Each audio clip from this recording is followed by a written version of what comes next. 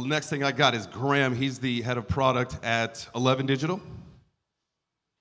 Project 11, head of strategy, my bad. Hey, give everybody give Graeme a round of applause. Here he is. Thanks. Hey everybody, let's get those slides up there. And then I can ask you all a question and we can see a show of hands. Okay, you guys see that? Who agrees with this statement? Quantum computers will steal your coins unless we do something about it and we start on this problem today. Who agrees with that statement? Couple people. All right, so hopefully through this presentation, I will convince you that this statement is true and you will see why. I mean, 6 months ago, I would have said, this guy on stage is an idiot, you know, he doesn't know anything. I've been in crypto for about 10 years now. I started buying Bitcoin and Ethereum in 2015. That was all I thought about for the next 2-3 years. And then all I thought about starting in 2017 was real world assets, where I joined Polymath as the first employee and we started putting actual financial securities on chain. Did that for 8 years. And now all I can think about is the quantum threat facing blockchains. And so I'll talk to you a bit about that today. Q-Day, anybody know what Q-Day is? Sick, okay, I get to teach you guys a lot of stuff today. This is awesome. So Q-Day is the day when a cryptographically relevant quantum computer has the capability of breaking today's cryptography. And so all blockchains today are secured by public key cryptography, and Q-Day will effectively render that useless. Once Q-Day happens and a quantum computer can provably break today's cryptography, you can no longer trust any digital signatures from anyone, because you can't actually prove that that public key is associated with me and I have the private key, because a quantum computer could have had the private key. And so any blockchain network that does not adapt to post-quantum cryptography by Q-Day will die. I know that's a kind of crazy statement to say, and I hope it doesn't happen. I have my entire net worth in cryptocurrency. I really wish this wasn't the case. I wish I could put my head in the sand and pretend this is not a real thing, but this is happening, and we need to do something about it. And so the $4 trillion in digital assets, as I was mentioned, is really underpinned by this one little tiny peg there you see in the meme, classical digital signatures. And so the problem is in 1994, Shor's algorithm was invented, and Shor's algorithm proved that with a powerful enough quantum computer running for a long enough time, you can create a machine that can take a public key, point it at the public key, and then backward out and actually acquire the private key. Cryptography is only supposed to work one way. You have the private key, that can only go one way into the public key. Shor's, with a powerful enough quantum computer, actually breaks that, and I can then find your private key if I have your public key. And so very, very scary.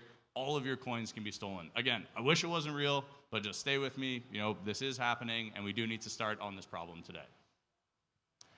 In just the last 6 months alone, the breakthroughs we've seen in quantum computing hardware are astronomical. You see, 6x, 8x, 20x, 50x. These kinds of things are happening. We hear all the time from people, okay, but it takes 13 million qubits in order to actually run Shor's and get a private key. That number is not real anymore. It's now down to more about 1 million qubits.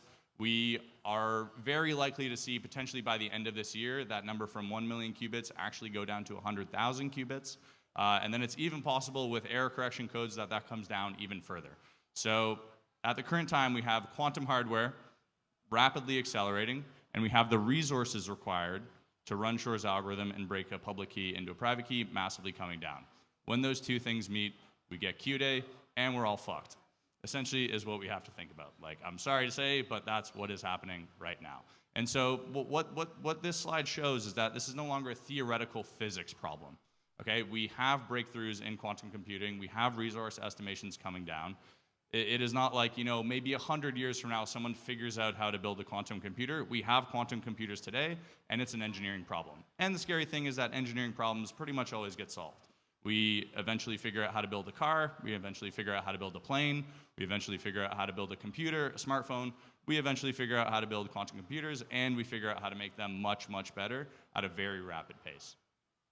And at the same time, these computers are getting so much better, people are throwing massive amounts of money at the problem. So we have engineering problem plus massive amounts of money being thrown at it, means massive rapid acceleration and improvement, means Q-Day is being pulled forward every single month. We see PsiQuantum We have heard potentially indirectly that they think they can have Q-Day in 2029. We've heard from IonQ in a public earnings call. They believe Q-Day will be 2028. So this is not 10 years away, 50 years away, quantum computers will be able to break today's blockchains. This is potentially this decade by 2030. A lot of people, we get this rebuttal all the time. Okay, Graeme, they're going to go after the nuclear launch codes. They're not going to go after my Bitcoin. Not true. IonQ has said publicly on an earning call that they are looking at Bitcoin for near-term revenue opportunities. It's possible that we could see on a quantum computing hardware's website in 2028, potentially even earlier if you go by some experts' estimates, that they will have on their website, we can help you recover your lost private key.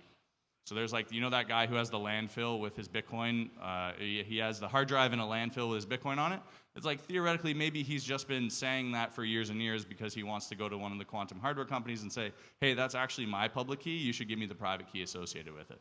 So, just kind of fun stuff that's happening. But this is happening, and it's happening a couple of years from now, not a couple decades from now. Okay, but at least everyone's on the ball, right? Everybody knows that this is happening, and everybody's scared, and everybody's moving towards the goal of migrating to post-quantum cryptography.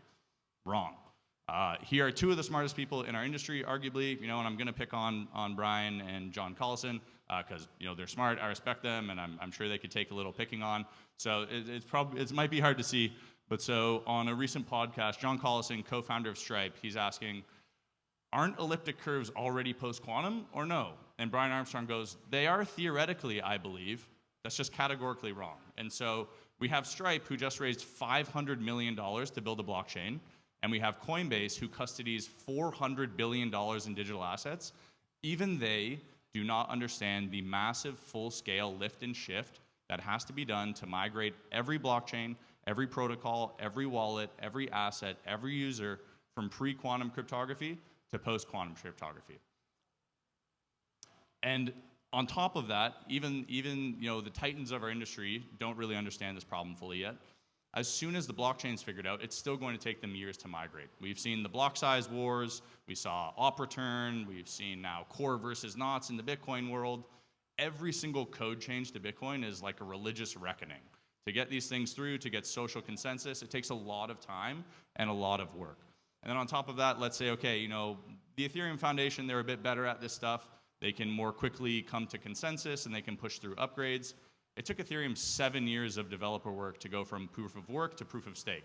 So we're talking years and years of development work for this massive dislocation from pre-quantum to post-quantum cryptography, while at the same time, quantum hardware and quantum resources are getting better and better. And then Solana as well here, Solana's big thing is their transactions per second.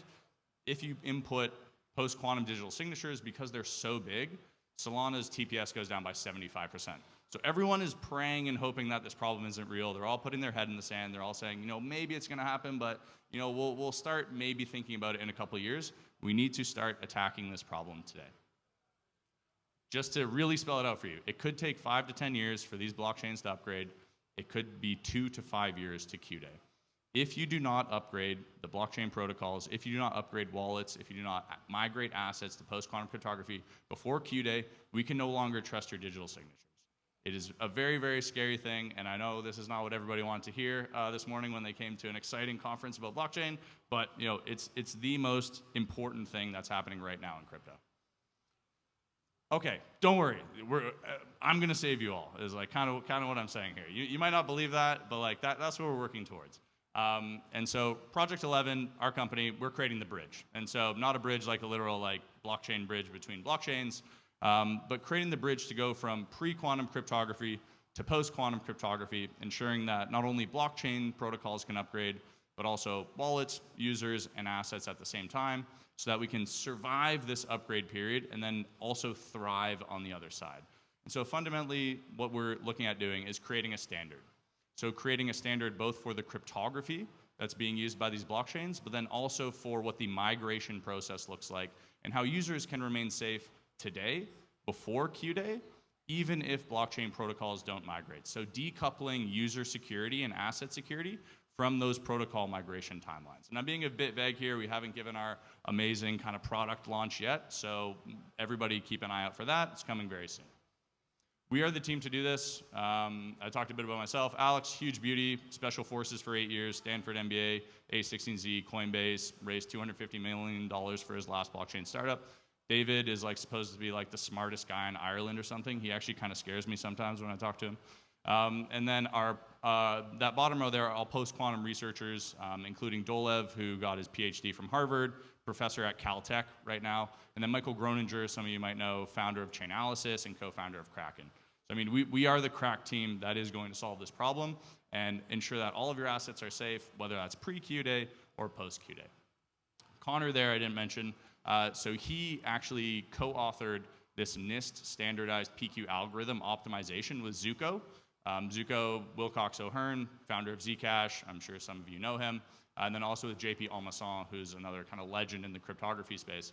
So I mentioned earlier, these post-quantum digital signatures are so big, and blockchains really do not want to implement them. So what we're working on is, okay, how do we at least optimize these for the blockchain use case, and how do we at least make signing faster, make verification faster, and how do we then get the industry to rally around, okay, this MLDSAB standard is what we will end up implementing in the majority of blockchains, and then also how can we ensure that the migration protocols and the migration tools for all the users from pre to post quantum are also working, and that users actually enjoy the experience they have in doing so. So I'll finish with this. I'm at 0 seconds. Q-Day is coming. It is real. I can talk to you about it for 5 more hours after this if anybody wants to go find me outside. Those that don't adapt will die. And so Project 11 is creating the standards for the protocols and the tools to ensure that assets are secure, users are secure, both pre-Q-Day and post-Q-Day. We put out a ton of cool stuff, and getting legit cut off here. Come talk to me outside, and go follow us on X. Go subscribe to our newsletter. It's project11.com and x.com/QDayClock. Thanks, everybody.